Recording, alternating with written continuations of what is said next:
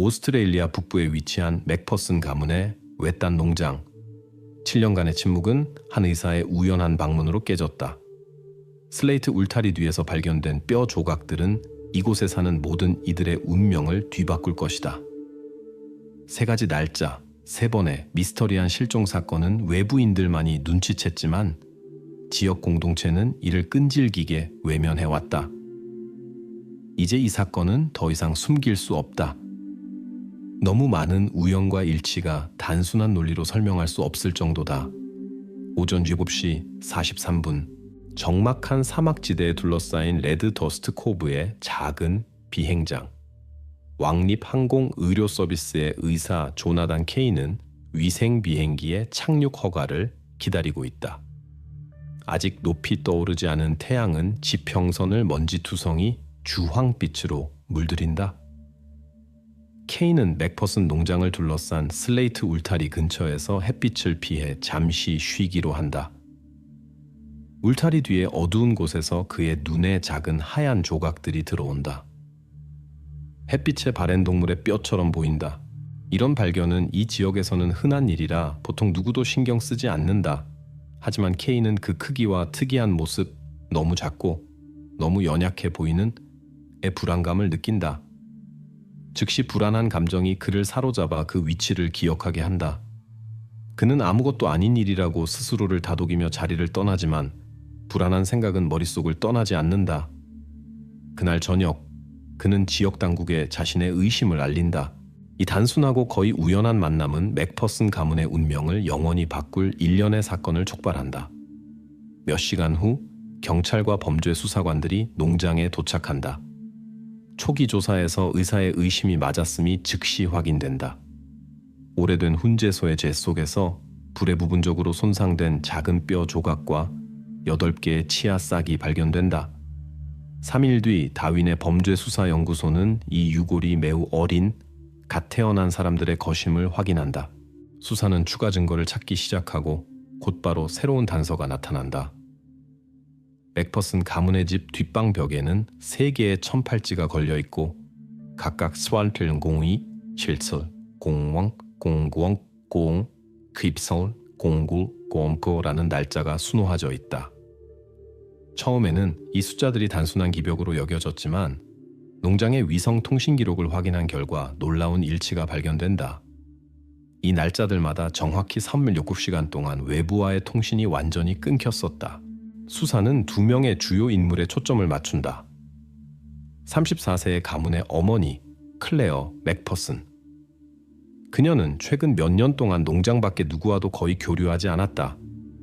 이웃들은 그녀를 조용하고 거의 말없는 인물로 묘사하며 공공장소에 거의 나타나지 않는다고 전한다. 그녀의 상태는 주요 용의자로 분류된다.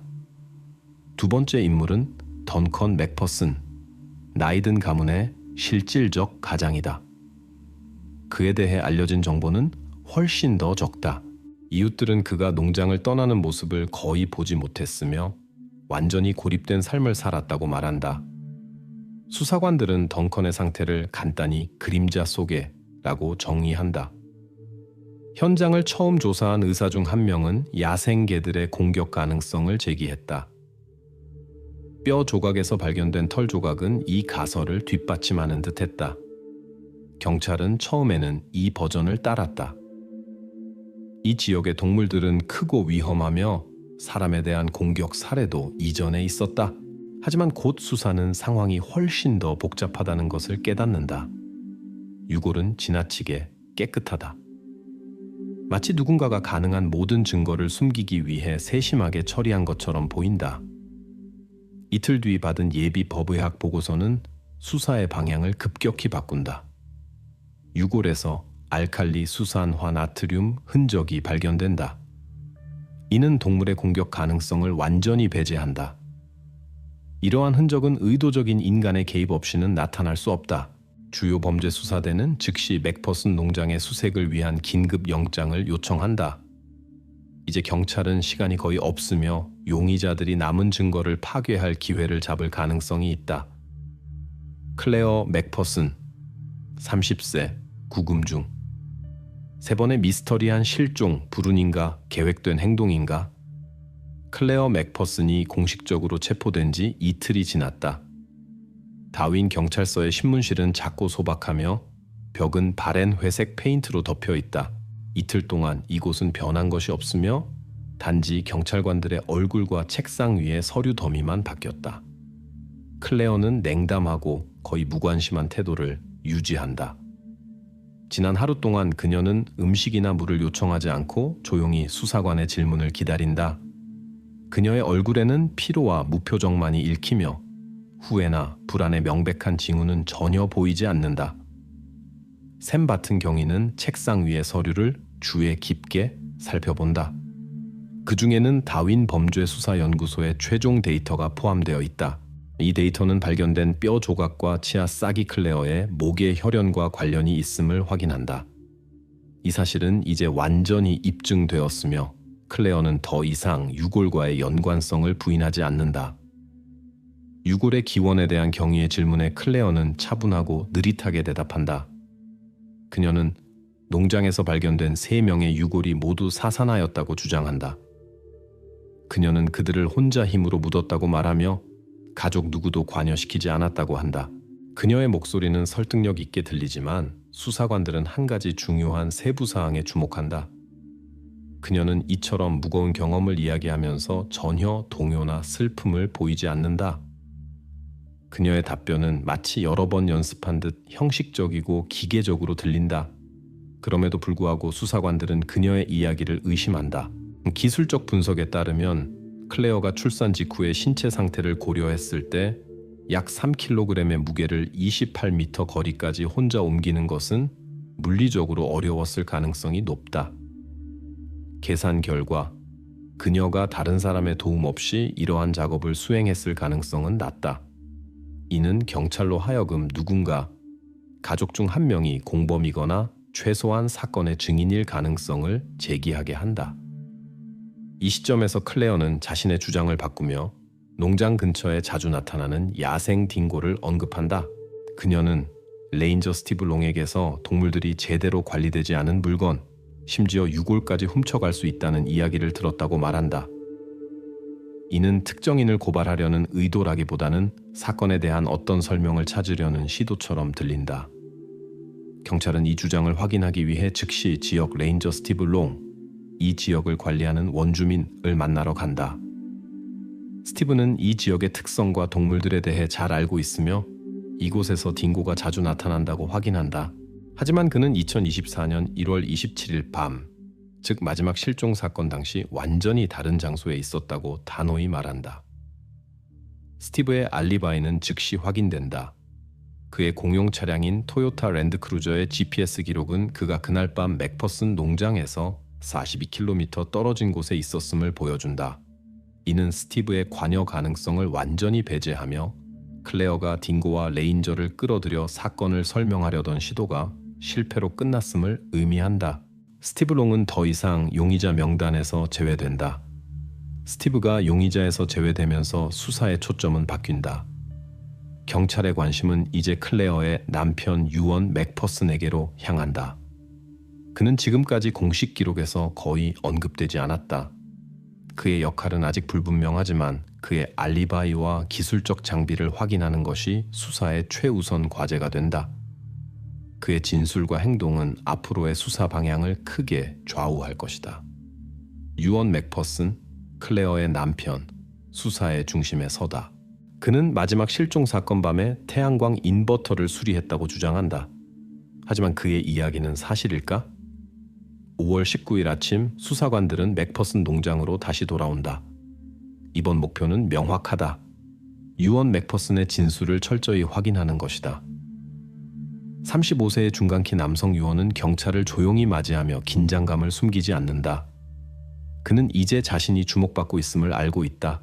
유언은 마지막 사건이 발생한 1월 27일 밤 농장에서 태양광 발전소의 인버터를 수리하느라 바빴다고 단호히 주장한다.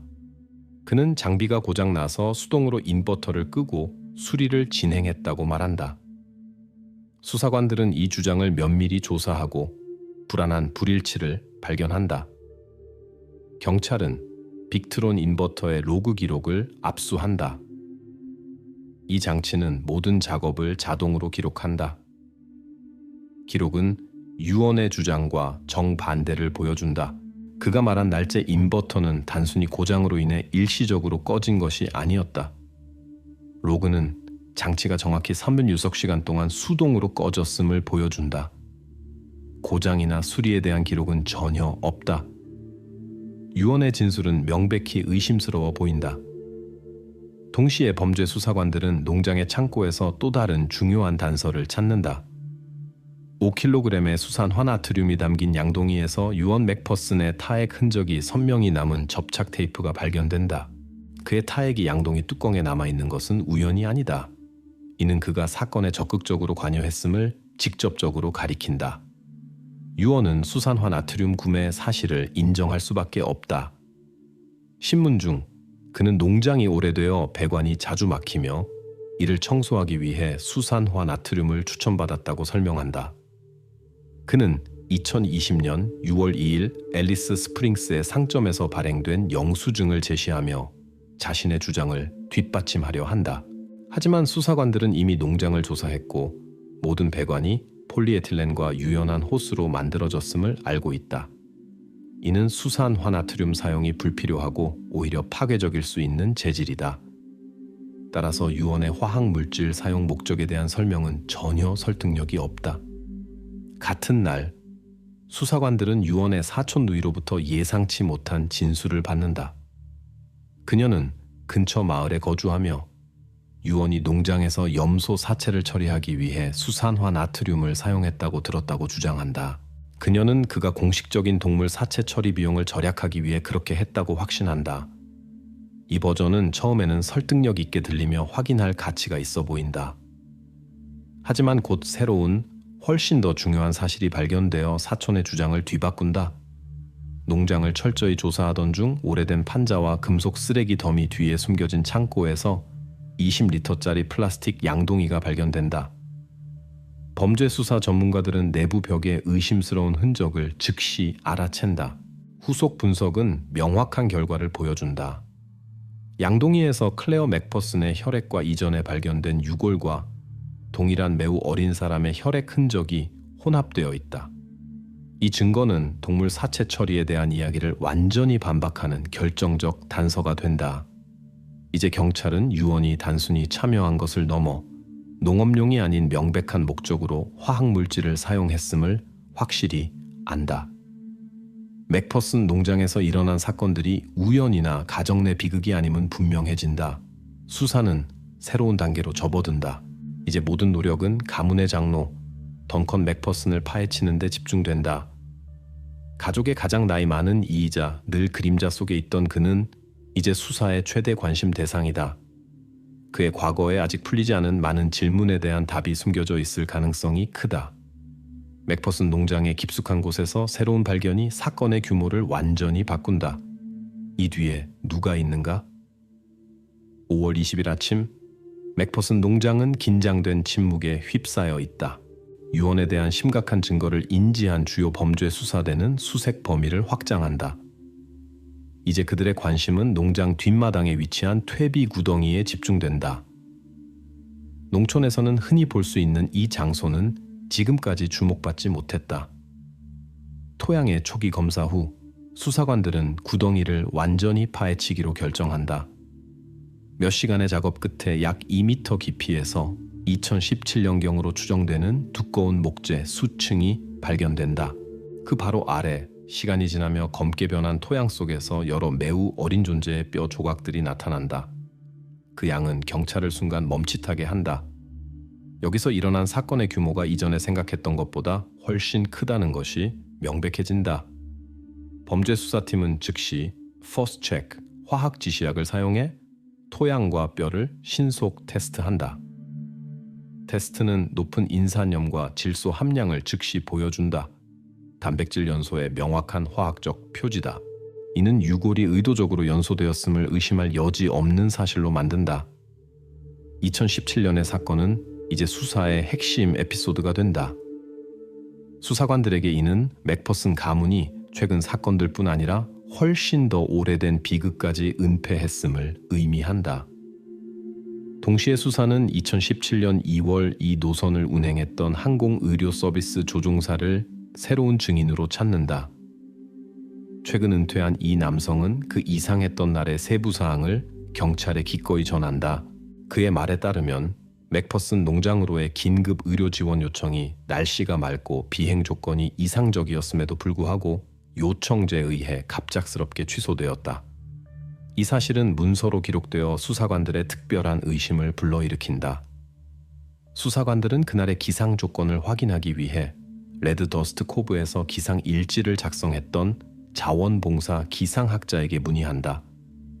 그는 시야가 10km 이상으로 매우 좋았으며 의료 비행기에 어떠한 기상 장애도 없었다고 확인한다. 이는 요청 취소가 외부인의 농장 방문을 막기 위해 의도적으로 이루어졌음을 의미한다. 따라서 맥퍼슨 가문이 사건을 은폐하려는 시도가 훨씬 더 일찍 그리고 훨씬 더 치밀하게 시작되었음이 분명해진다. 추가로 발견된 모든 뼈 조각을 철저히 조사하며 초기 주장대로 야생 동물에 의해 옮겨졌을 가능성을 완전히 배제한다. 법의학 병리학자는 발견된 조각을 면밀히 조사한 후 어떠한 샘플에서도 동물의 이빨이나 물린 흔적을 찾지 못했다고 단언한다. 모든 손상은 열적 영향에 의한 것이었다. 딩고에 대한 이야기는 영원히 종결된다. 같은 아침 경찰은 마침내 가문의 장로 던컨 맥퍼슨에게 도달한다. 그의 거주 공간은 특히 철저히 수색된다. 던컨의 개인 물품 중에서 수사관들은 그의 노트북을 발견하고 데스크톱에 Right of First Flash B2라는 제목의 PDF 파일이 저장되어 있음을 알아챈다. 이 문서를 피상적으로 검토하더라도 경찰은 이 텍스트가 농장에서 일어난 사건들과 명백히 연관되어 있음을 즉시 이해한다. 이 순간부터 던컨은 공식적으로 용의자가 된다. 이제 수사의 주요 과제는 던컨 맥퍼슨의 인격을 조사하고 그가 사건에서 어떤 역할을 했는지 밝히는 것이다. 지금까지 그는 경찰의 관심을 피해 그림자 속에 있었다. 이제 그의 과거와 이념은 가장 철저히 조사되어야 한다. 이는 수사가 얼마나 깊이 들어갈지 그리고 맥퍼슨 농장에서 일어난 사건의 전체 규모를 밝힐 수 있을지에 달려있다. 던컨 맥퍼슨, 62세, 구금. 수사의 핵심 질문. 이 남자가 어떻게 가족 전체를 지배했는가? 5월 21일 이른 아침, 던컨 맥퍼슨은 처음으로 다윈 경찰서의 문턱을 넘는다. 이전까지 사건에서 눈에 띄지 않던 이 나이든 남자는 차분하고 절제된 모습을 보인다. 처음부터 그는 가족 내에서의 자신의 역할을 부인하려 하지 않지만 그의 답변은 극도로 신중하고 치밀하게 계산된 듯하다. 수사관들은 던컨이 단순한 인물이 아니며 감정을 잘 통제할 줄 아는 사람임을 분명히 느낀다. 경찰 분석가들의 책상에는 던컨의 노트북에서 발견된 Right of First Flash B2 파일에 대한 조사 결과가 놓여 있다. 부분적으로 검열된 이 텍스트는 던컨이 가족 내에서 일어난 사건의 이념적 근거를 만들었음을 분명히 보여준다. 하지만 수사는 아직 이를 완전히 공개하지 않고 던컨을 통해 더 많은 정보를 얻으려 한다. 동시에 분석가들은 1998년, 현재로부터 26년 전으로 거슬러 올라가는 던컨 맥퍼슨의 오래된 일기를 발견한다. 수많은 일상적 기록 중 이상하고 섬뜩한 상징성이 돋보이는 한 구절이 있다. 그는 매우 어린 존재의 연기가 늙은 목동의 숨을 연장할 수 있다고 언급한다. 이 시점에서 수사는 던컨이 나중에 사용한 아이디어가 깊은 뿌리를 가지고 있으며 최근 몇 년의 사건들보다 훨씬 이전에 형성되었음을 깨닫는다. 던컨의 과거를 추가로 조사하던 중 2002년에 증인이 등장한다. 지역 수의사다. 그는 2000년대 초반 던컨이 농장에서 이상한 방법을 사용했다고 전한다. 그는 어린 염소를 훈제하며 이를 약용 목적이라고 설명했다. 당시에는 이를 이상하지만 비교적 무해한 노인 농부의 기벽으로 여겼다. 하지만 이제는 전혀 다르게 보인다. 수사관들의 특별한 관심은 퇴비 구덩이가 사실상 거대한 훈제소로 변형된 구조에 쏠린다. 구덩이, 건설 관련 문서를 요청하자 첫 번째 알려진 사건 직전에 구덩이가 만들어졌음을 알게 된다. 2016년 캐서린 캐서린 브릭스에서 발행된 영수증은 내화 벽돌 600개를 구매했음을 보여준다. 이 벽돌은 당시 오스트레일리아 시장에서 실제로 구입 가능했으며 덩컨은 이를 구매한 사실을 부인하지 않는다. 하지만 그는 이 많은 특수 자재의 진정한 용도를 설명하지 않는다. 수사는 중요한 세부 사항을 알아챈다. 벽돌 구매 날짜가 클레어 맥퍼슨의 첫 임신 시기와 일치한다. 이제 그림이 서서히 맞춰진다. 던컨은 사건을 미리 계획하고 첫 번째 기록된 사건이 시작되기 훨씬 전부터 기술적 기반을 준비했던 것이다. 던컨의 변호사는 모든 신문에 동석하며 수사관들의 관심을 다른 방향으로 돌리려 한다. 그는 훈제 구덩이가 농업용 가축 처리와 훈제에만 사용되었다고 공식 주장한다. 맥퍼슨 농장이 많은 동물을 키웠으므로 이 설명은 표면적으로는 타당해 보인다. 하지만 수사관들은 이미 현장에서 확인된 사실들이 이 단순한 설명과 맞지 않음을 알고 있다. 이제 이 주장을 완전히 반박할 확실한 증거가 필요하다. 해답은 빠르게 나온다. 범죄 수사관들은 휴대용 XRF 형광 X선 분석기를 농장으로 보내 벽돌의 화학적 구성을 상세히 조사한다. 분석 결과는 명확하다. 벽돌에서 인산염과 칼슘의 미세 입자가 발견된다. 인간 유골과 접촉할 때만 생기는 전형적인 잔여물이다.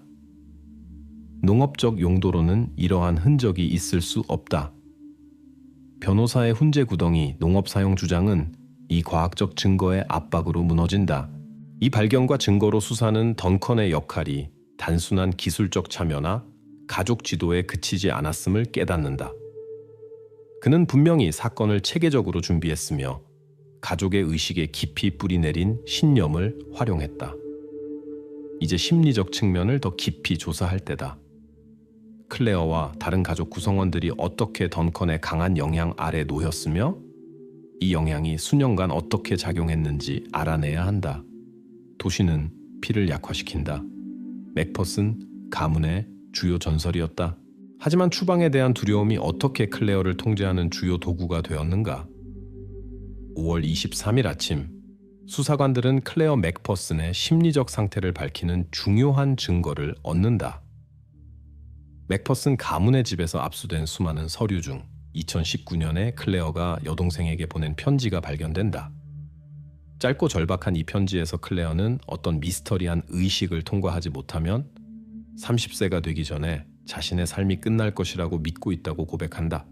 이 말은 불길하게 들리지만 이전에 설명할 수 없었던 많은 것을 해명한다.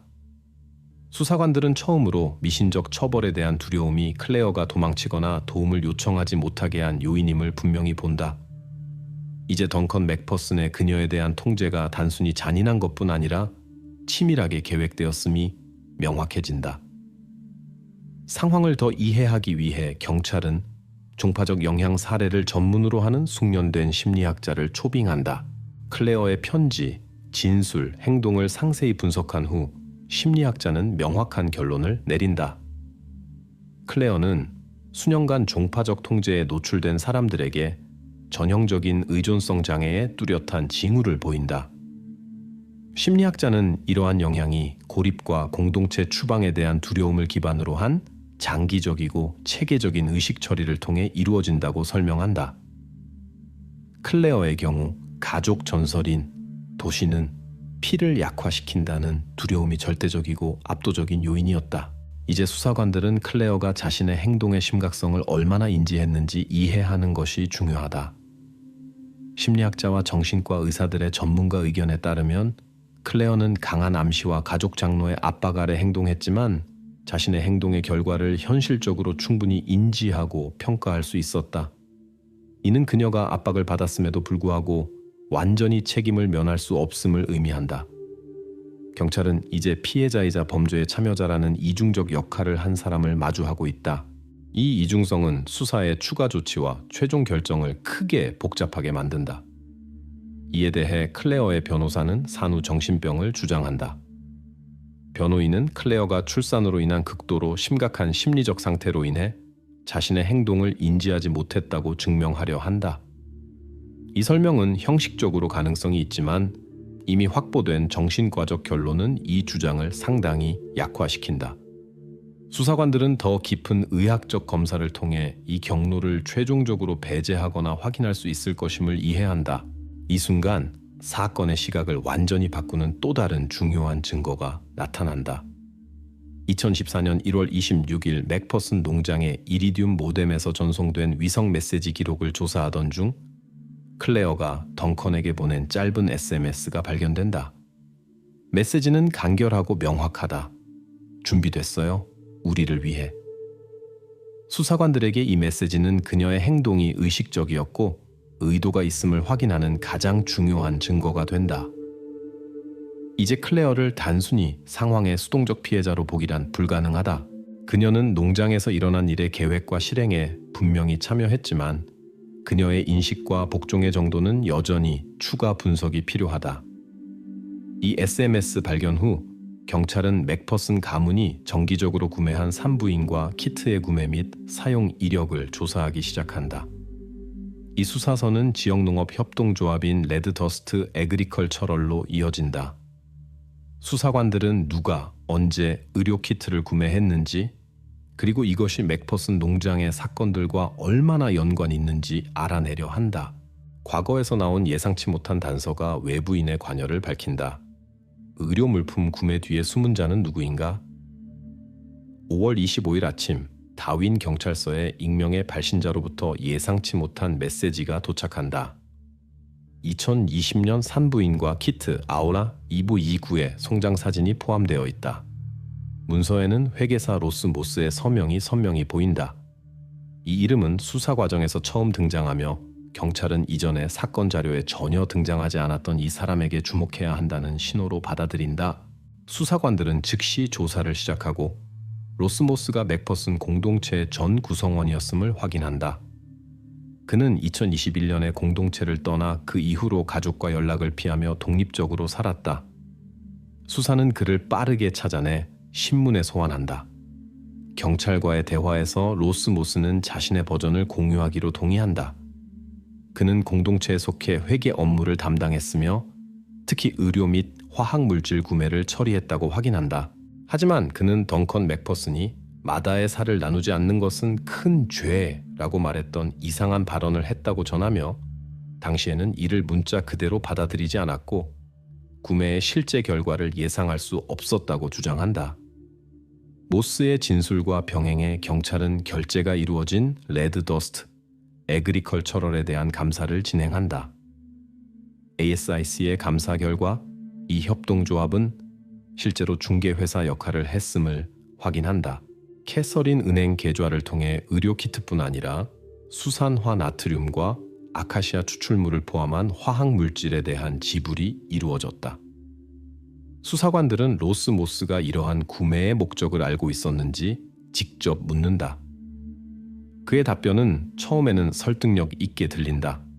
그는 처음에는 전혀 몰랐으며 오스트레일리아 시골 공동체에서 흔한 은밀한 가정 출산에 관한 것이라고 생각했다고 주장한다. 하지만 곧 그의 말이 의심받는다.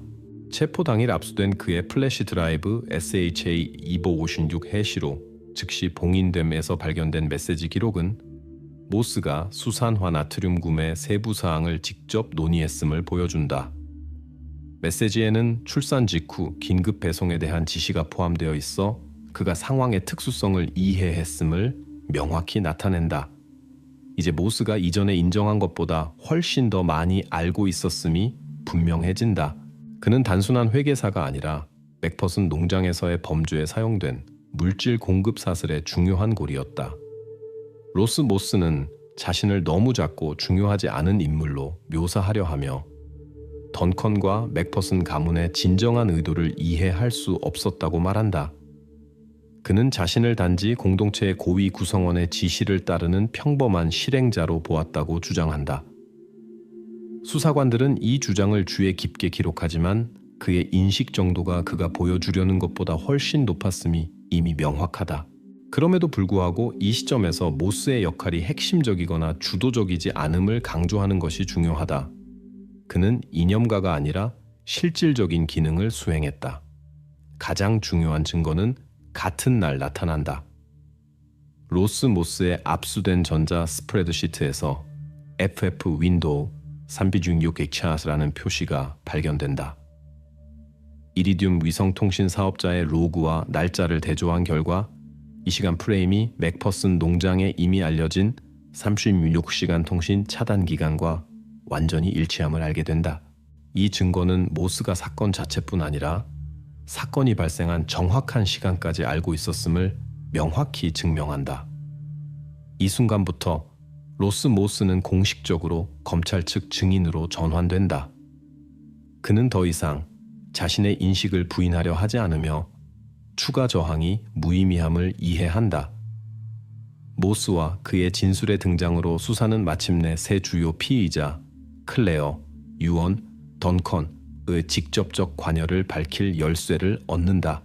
이제 경찰은 그들의 직접적 참여를 기록한 비디오 자료를 분석하여 각자의 책임 정도를 최종적으로 확인할 준비를 한다.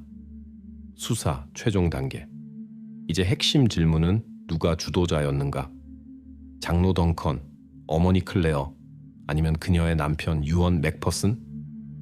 로스 모스의 핵심 진술 3일 후인 5월 28일, 수사는 새 용의자의 역할에 빛을 비추는 새로운 증거를 얻는다. 이제 주요 관심은 이전에 가장 덜 주목받았던 유언 맥퍼슨에게로 쏠린다. 그날 아침, 맥퍼슨 가문의 집에서 유언의 서류와 오래된 책들 사이에 숨겨진 메모가 발견된다. 메모에는 간결하게 따뜻할 때 태워라, 그렇지 않으면 영원히 운다 라고 적혀 있다. 이 문구는 즉시 수사관들에게 이전에 압수되고 철저히 조사된 던컨 맥퍼슨의 일기와 연관성을 떠올리게 한다. 경찰은 메모를 전문가에게 보낸다. 같은 날, 언어학 전문가는 메모의 문구가 던컨의 수년 전 일기에 사용된 문체 및 언어적 표현과 완전히 동일하다는 결론을 내린다. 이는 장로가 가족을 통제했을 뿐 아니라 유언의 행동에까지 직접 영향을 미치며 심지어 행동의 표현까지 지시했음을 보여준다. 유언은 분명히 독립적인 인물이 아니었다. 수사에서 유언 맥퍼슨이 단순히 타인의 게임에서 조리였는지 아니면 중대한 행동의 직접적 실행자였는지를 이해하는 것이 중요해진다. 사건 자료와 유언과의 대화를 조사한 정신과 의사는 명확한 결론을 제시한다. 유언의 지능은 평균 이하로 그는 던컨과 클레어의 절대적 암시 아래 있었다. 정신과 의사는 그를 질문 없이 지시를 따르고 결과를 분석하지 않는 피동적 인물로 묘사한다. 이는 유언이 중대한 사건에 저항 없이 참여한 이유를 설명한다. 한편 던컨의 변호사는 클라이언트를 보호하려 하며 장로가 유골연소에 직접 참여하지 않았으므로 이 특정 사건에 대해 개인적 책임을 질 수 없다고 주장한다. 하지만 경찰은 이미 이러한 주장을 반박하는 사실을 가지고 있으며 곧 모든 의심을 종결짓는 최종 증거가 나타난다. 5월 28일 저녁, 경찰은 결정적 증거에 접근한다. 2020년 6월 3일 로스 모스의 휴대폰으로 촬영된 영상이다. 영상 품질은 충분히 높아 등장인물을 쉽게 알아볼 수 있다. 영상에는 훈제 구덩이 옆에 던컨 맥퍼슨이 서 있는 모습이 선명히 보인다. 그의 목소리가 양동이를 아래로 내리라는 명확한 지시를 내린다. 변호인의 주장에도 불구하고 이제 장로가 직접 현장에 있었고 과정을 지휘했음이 확실히 입증된다. 이 영상은 던컨의 직접적 관여를 최종적으로 연결짓는 결정적 증거가 된다. 모든 증거를 분석한 후 경찰은 수집된 자료를 왕립검찰청 Crown Prosecution Service에 넘긴다. 이제 사건은 공식적으로 재판 준비 단계로 넘어간다. 검찰은 수집된 증거의 강력함을 확신하며 각 용의자의 참여를 철저히 보여주는 종합적 그림을 법정에 제시할 준비를 한다. 2025년 3월 12일 다윈의 북부 준주대법원에서 최종 심리가 시작된다. 수개월간의 법정 심리와 수사의 치밀한 작업 끝에 경찰이 수많은 사실과 증거로 조각조각 맞춘 그림이 완성된다. 맥퍼슨 농장에서의 충격적인 발견 이후 거의 1년이 지난 지금 판사는 결정을 발표할 것이다. 법정은 가득 찼지만 절대적인 침묵이 흐른다. 용의자들 던컨, 클레어, 유언 맥퍼슨은 유리 칸막이 뒤에서 조용히 판결을 기다린다. 그들은 배심원 없는 재판을 선택했으며 이는 추가적인 관심을 피하려는 의도로 보인다. 하지만 이 사건에 대한 대중의 관심은 엄청나고 이해할 만하다. 범죄는 너무나 복잡하고 끔찍하여 지역 전체의 의식의 흔적을 남겼다. 판사는 불필요한 논평 없이 증거를 체계적으로 나열하며 범죄의 전체 그림을 구성한다. 그는 맥퍼슨 가문이 RFDS 의료 서비스 호출을 실제로 취소했음을 확인한다. 이 모든 에피소드는 이리듐 모뎀을 통해 위성통신이 정확히 36시간 동안 수동으로 차단된 시기와 일치한다. 이 시간은 의식 수행과 모든 증거 은폐에 사용되었다. 수사는 2016년에 던컨 맥퍼슨이 특수 내화 벽돌로 특별한 구덩이를 미리 건설했음을 확인했다. 전문가들은 XRF 분석기를 사용해 벽돌에서 인간 생물학적 물질의 잔여물을 확인했다. 증거 은폐를 위한 화학 물질은 여러 차례 구매되었으며 수산화 나트륨 대량 구매가 3번 기록되었다. 아카시아 목재와 함께 이 화학 물질은 모든 생물학적 흔적을 완전히 파괴하는 데 사용되었다. 가문의 집에서 발견된 날짜가 수노인 1008지는 범행의 문서적 증거로 확인되었다. 각 날짜는 통신 차단 시기와 유골 파괴 흔적 발견 시기와 일치했다. DNA 분석은 피해자들이 맥퍼슨 가문과 관련 있음을 의심의 여지 없이 입증했다. 로스 모스가 제공한 핵심 영상은 던컨 맥퍼슨이 모든 과정을 직접 지휘했음을 확인했다.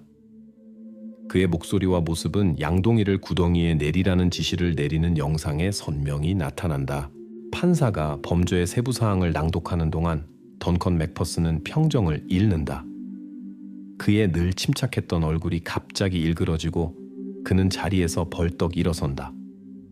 법정 경위들이 즉시 반응해 그를 제지하지만 던컨은 몇 번이나 나는 피를 구했다 라고 외친다. 그의 목소리는 떨리고 눈에는 공황이 스친다. 하지만 그는 곧 다시 자리에 앉혀지고 더 이상 아무 말도 하지 않고 앞을 응시한다. 판사는 이 에피소드를 논평하지 않고 결정을 마무리하는 부분을 계속 낭독한다. 법원은 클레어 맥퍼슨이 두려움과 암시의 영향을 받았지만 자신의 행동의 결과를 완전히 인지하고 적극적으로 참여했음을 확인한다. 유언 맥퍼슨은 정신과 의사들의 결론에 따라 평균 이하의 지능을 가진 아내와 장로의 완전한 통제 아래 있던 인물로 그럼에도 불구하고 범죄 흔적 제거에 직접 참여했다. 던컨 맥퍼슨의 역할은 중심적이었다. 그는 사건의 주도자, 조직자, 그리고 주요 영감 제공자로 인정된다.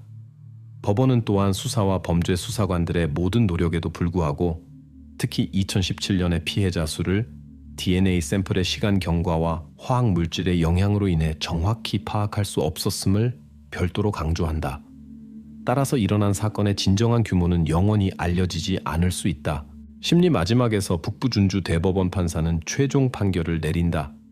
클레어 맥퍼슨은 유죄로 인정되며 최소 25년 복역의 종신형을 선고받는다. 심리적 압박이라는 완화 요소에도 불구하고 법원은 그녀의 행동이 너무 중대해 더 가벼운 처벌을 고려할 수 없다고 판단했다. 던컨 맥퍼슨은 주도자이자 조직자로 인정되어 조건부 가석방 없이 30년 징역을 선고받는다.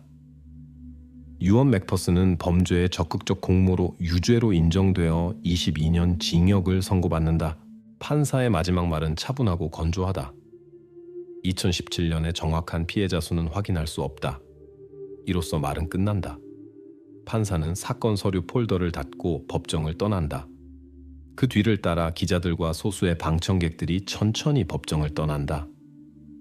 피고들은 법원 경호원의 호위를 받아 조용히 퇴장한다. 맥퍼슨 농장은 이제 경찰에 의해 폐쇄되고 봉인되었다. 마지막 증거와 가장 끔찍한 발견의 장소인 퇴비 구덩이는 특별히 봉인된 상태로 남아있다. 사막의 바람은 생기 없는 이 땅에 붉은 먼지를 조용히 흩뿌리며 아직 밝혀지지 않은 어쩌면 영원히 잃어버린 이 음울한 장소의 비밀을 간직한다.